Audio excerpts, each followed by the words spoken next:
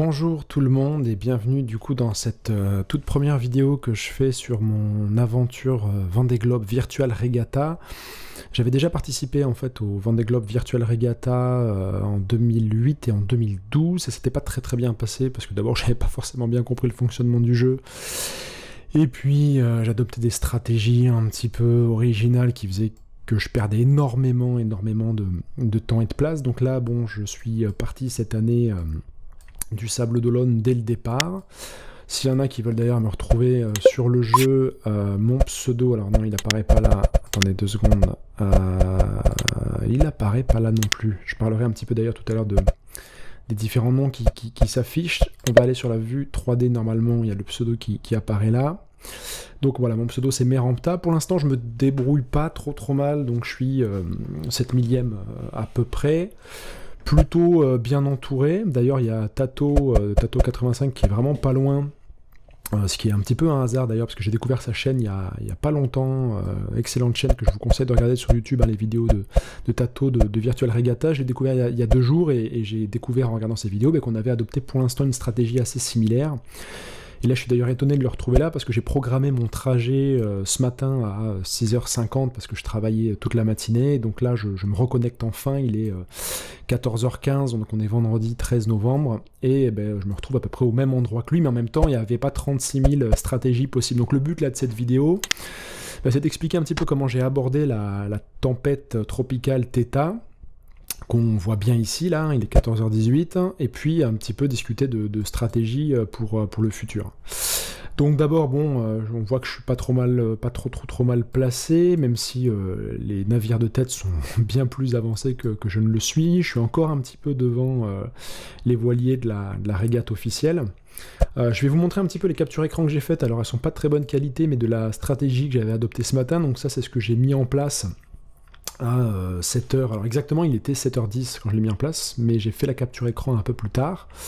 Donc voilà, j'avais adopté ce type de stratégie. L'idée c'était de faire en sorte que je puisse venir m'enrouler comme ça autour de la tempête Theta.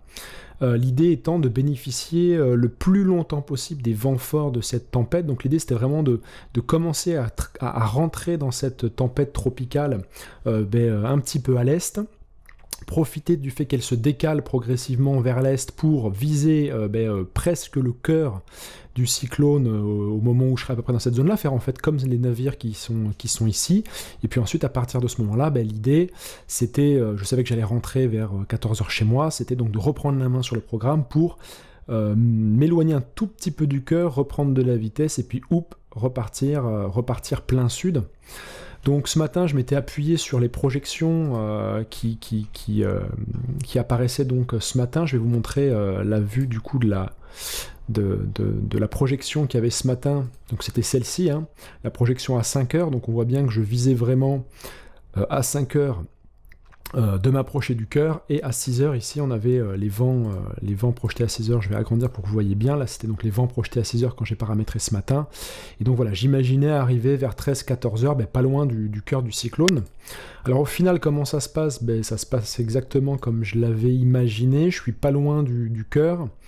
Là, je vais terminer de m'approcher un tout petit peu. Donc j'ai repris la main à ce moment-là. J'ai repris la main sur le logiciel à 14h. Il y a eu un petit flottement de 20 minutes pendant lequel le navire s'est contenté de prendre le dernier cap que j'avais programmé. Et donc je suis rentré il n'y a pas longtemps. Donc j'ai un petit peu hésité sur la stratégie, m'éloigner tout de suite ou pas. Finalement, je vais encore rentrer un petit peu dedans. Et d'ici 10 minutes, je vais commencer à m'éloigner. Et l'idée, c'est de commencer à dessiner une trajectoire un peu semi-circulaire pour profiter là aussi au maximum des vents forts. L'avantage qu'on a sur la régate virtuelle, c'est que nous, on peut rentrer en plein dans la tempête, on risque pas d'avarie. Donc voilà, mon objectif, c'était vraiment de pouvoir bénéficier au maximum des vents forts sur l'entrée dans la tempête, et puis maintenant de la plus longue durée des vents forts sur la sortie de la tempête qui va se décaler ici vers l'est. Donc l'idée, c'est de pas trop s'éloigner, puis je vais adopter une trajectoire pratiquement rectiligne. Elle est forcément semi-arrondie ici parce qu'on voit bien ici que les vents sont quand même très tournants, et puis on voit bien que plus au sud on a des vents d'ouest qui sont extrêmement forts, et donc je vais essayer d'en profiter au maximum avant de trouver les alizés plus au sud. On voit que les vents vont légèrement tourner sur les heures qui vont suivre, mais globalement à 5h à 6h je devrais quand même bénéficier d'une longue durée de vent comme ça porteur. Bon, pour l'instant, j'en ai tellement bien profité que ce matin, en paramétrant, j'ai été 34 millième, j'ai grappillé beaucoup de place, mais ça veut rien dire parce que les navires qui sont encore un petit peu plus à l'est, et qui n'apparaissent pas ici, devraient bénéficier des vents autant que j'ai pu en bénéficier, et puis venir nous rattraper plus tard. Par contre, on voit bien qu'effectivement, les navires qui ont pris l'option au départ plus à l'est, plus au sud, eux, sont un petit peu embêtés et bloqués, et ils vont perdre vraiment beaucoup de temps, et on le voit bien d'ailleurs, de toute façon, les navires de la régate officielle, alors eux, ils peuvent pas s'approcher aussi près que nous du cœur de la tempête, mais on voit bien que ces navires-là ont fait le choix de venir quand même prendre appui sur ces vents, et tous les navires que je suis, et qui sont notamment aujourd'hui de toute façon en tête de la régate, ont pris ce chemin. On a Menhir 13 qui est 3e, et on a aujourd'hui en ce moment Aweiwada qui est premier, et eux ont pris vraiment une route qui fait qu'ils vont rester à mon avis dans le top 100, dans le top 200 pendant un petit moment. Da Vinci qui est 2e, et donc voilà, moi je me retrouve juste ici avec Tato qui est pas loin. Je pense que ça c'est Tato. Ouais, ça c'est Tato 85, alors s'il il est un peu plus loin, mais il a progressé, ça vient de se mettre à jour. Lui, il a déjà viré de bord, mais moi je vais attendre un petit peu, voilà, j'avais pas trop vu ça. D'ailleurs, c'est intéressant de comparer un petit peu nos deux trajectoires, parce que j'ai pas mal vu ces vidéos, et on voit qu'en fait, au début, moi j'ai quand même pris un cap beaucoup plus à l'ouest que lui, j'ai l'impression. Alors attendez, là les courbes, je sais pas laquelle est la sienne, laquelle est la mienne. Je crois que ça c'est la mienne et ça c'est la sienne, je crois. Donc là il est parti quand même beaucoup plus au nord-ouest au début. Et puis après, on a eu tous les deux des hésitations, on dirait, mais voilà, moi après je suis parti quand même beaucoup plus à l'ouest, peut-être trop à l'ouest, et finalement c'est voilà, assez dingue sur des routes finalement assez éloignées, sachant que je le voyais pas au début. On se retrouve à peu près au même endroit. J'ai aussi un ami qui est là et que j'embrasse, alors lui qui est un vrai navigateur, moi je suis un noob complet, hein, j'y connais rien, je régate seulement virtuellement, donc Jean Fra 410, qui navigue vraiment, il a navigué longtemps sur Classa, maintenant il est sur Mott. D'ailleurs je vous invite à le suivre, hein. Jean Fra 410 avec l'espace ici, suivez-le, c'est un vrai navigateur.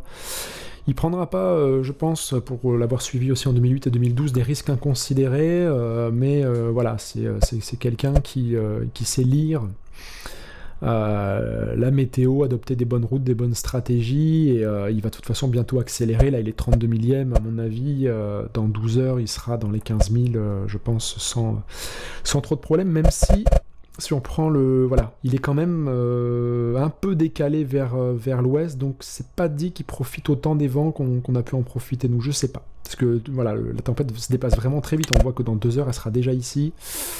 Voilà, il va peut-être bénéficier d'un peu moins de vent, mais il devrait grappiller des places. Donc là, il y a Jean. Qui est-ce qui m'entoure ici, peut-être là, donc on avait dit, il y avait Tato. Ici, il y a Luc Berry. Luc Berry qui a un autre profil certifié.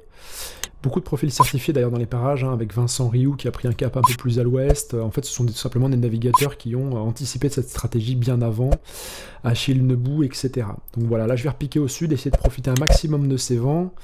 Et puis par contre, on voit que dans 24 heures, on va avoir un gros creux ici à gérer. Et puis surtout, on va petit à petit donc naviguer au large de la Mauritanie, du Sénégal, et on va rentrer dans le poteau noir. Et alors là, j'aimerais bien, ça serait pas mal qu'en commentaire on discute un petit peu de la stratégie des jours à venir. J'essaierai peut-être de faire d'autres vidéos où je parlerai un peu plus des gens qui me suivent, mais pour l'instant il n'y a pratiquement personne qui me suit, donc c'est pour ça qu'il n'y a pas grand monde qui apparaît sur la vidéo.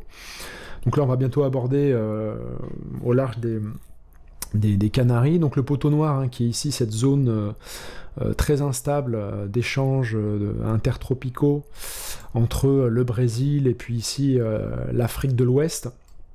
Poteau noir qui est une zone extrêmement instable, et en fonction du moment où on va y rentrer, on peut être soit poussé par des vents très puissants, soit au contraire être dans des zones de calme plat. C'est une zone climatique que les navigateurs connaissent bien.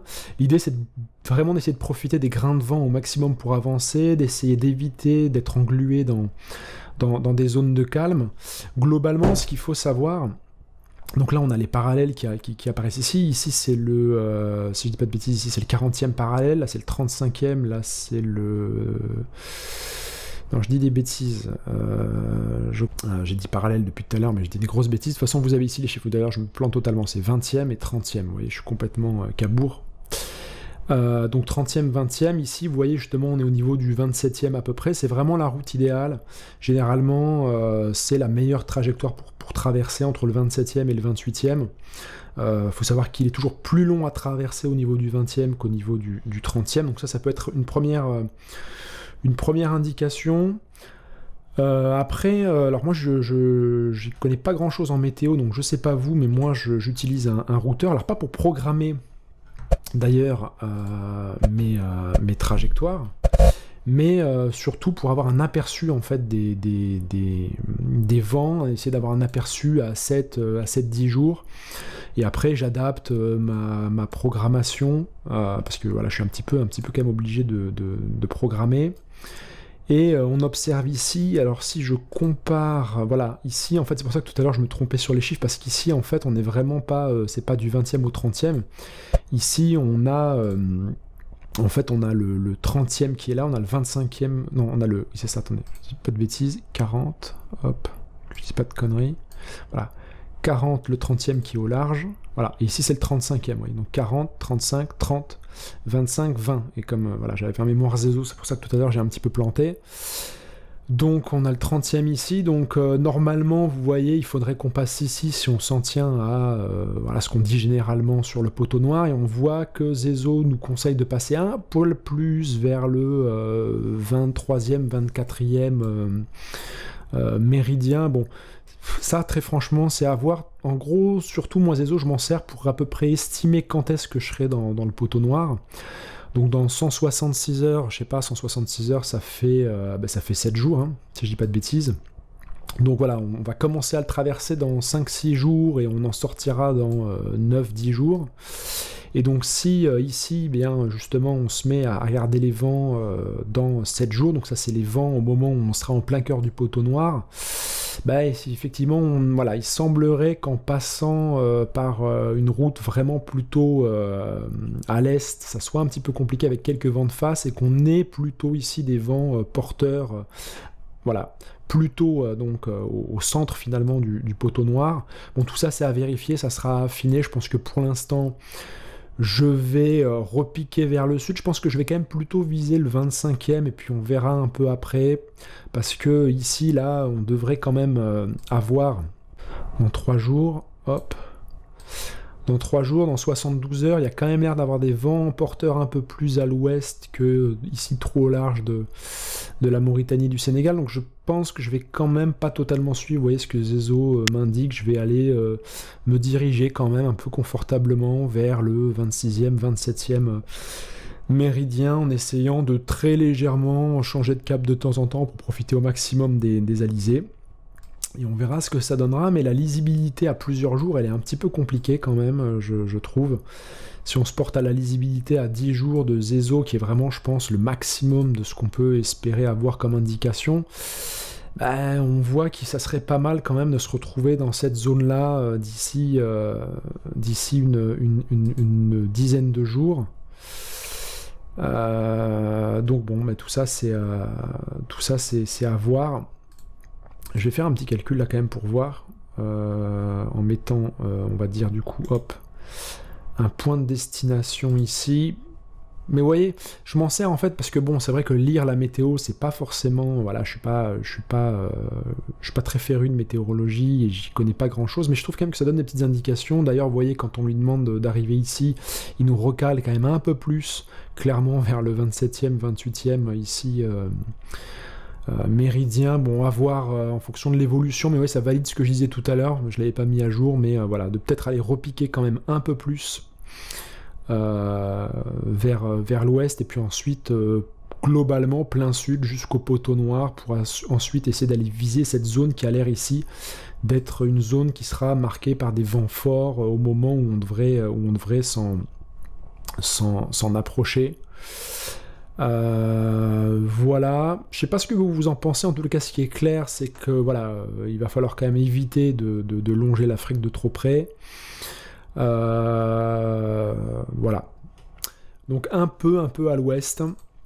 C'est la stratégie que je pense employer. N'hésitez pas à me suivre, je vous suivrai aussi derrière.